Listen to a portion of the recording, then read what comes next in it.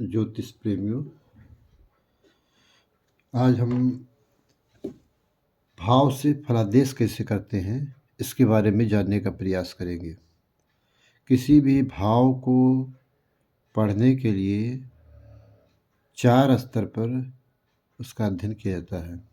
सबसे पहले हम यहाँ पे एक कुंडली का निर्माण करते हैं। कुंडली कर्क लग्न की होगी 4। इस प्रथम भाव में या लग्न में 4 नंबर की राशि होगी, द्वितीय में 5 नंबर की, तृतीय में 6 नंबर की, चतुर्थ में 7 नंबर की, पंचम में 8 नंबर की, नवम में षष्ठ में 9 नंबर की, 10 नंबर की, 11, 12, 1, 2, 3। हम तो इससे हमें किसी भी भाव का फल जानना है, तो उसके लिए हम 4 स्तरों पे उस भाव का अध्ययन करेंगे। पहला स्तर जो होता है वह हम भाव देखेंगे। किसी भी भाव का जिसका अध्ययन करने जा रहे हैं उसको देखेंगे कि क्या उसमें कोई ग्रह बैठा है। फिर हम देखेंगे कि उस भाव का भावेश कहाँ पे गया हुआ है, किस भाव में बैठा है जाकर के। क्योंकि कोई भी भावेश जहाँ जाकर के बैठता है, जिस भी भाव में जाकर के बैठता है, वहाँ पे वो अपने भाव के फलों को लेकर के जाता है और जहाँ बैठता है वहाँ के भाव उस भाव के फल को भी देने का वह प्रयास करता है। तीसरे स्तर पर हम देखेंगे कि उस भाव का कारक ग्रह कहाँ पे है। उस भाव का कारक ग्रह एक नैसर्गिक ग्रह होता है जो उस भाव की हमेशा रक्षा करता है।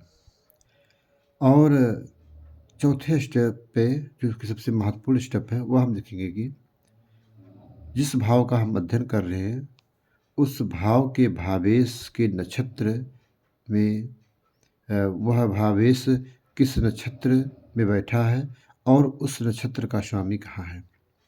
इस तरह से हम देखते हैं कि भावस्थ, भावेश, कारक ग्रह एवं नक्षत्र स्वामी 3 का किसी भी भाव के फल को देने में महत्वपूर्ण रोल होता है। जिससे हम धन भाव का ही उदाहरण यहाँ पे हम ले सकते हैं। धन भाव में 5 नंबर की राशि है। 5 नंबर की राशि का स्वामी सूर्य होता है।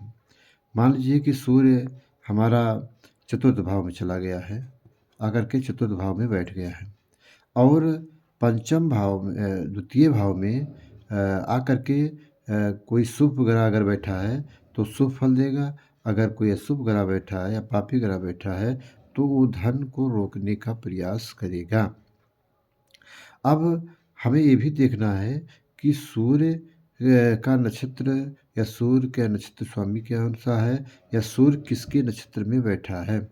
जिसके नक्षत्र में बैठा है वह भी भाव के फल को देने के लिए पूरी तरह से उत्तरदायी होगा। जैसे मान लीजिए सूर्य राहु के नक्षत्र में बैठा है, राहु के नक्षत्र में बैठा है और द्वितीय भाव में राहु ही बैठा है, तो ऐसी स्थिति में द्वितीय भाव के फल को राहु बिगाड़ देगा। क्योंकि द्वितीय भाव के फल को देने की पूरी जिम्मेदारी राहु की होगी। सूर्य से ज़्यादा राहु की जिम्मेदारी होगी, क्योंकि जो भाव में बैठा होता है जो ग्रह, उसकी जिम्मेदारी पहली जिम्मेदारी बनती है कि उस भाव के फल को दे। तो ज्योतिष प्रेमियों, मैंने आज देखा कि किसी भी भाव के फल को देने के लिए भाव, भावस्थ ग्रह, भावेश, भाव में बैठा कारक ग्रह एवं भावेश का नक्षत्र स्वामी जिम्मेदार होता है।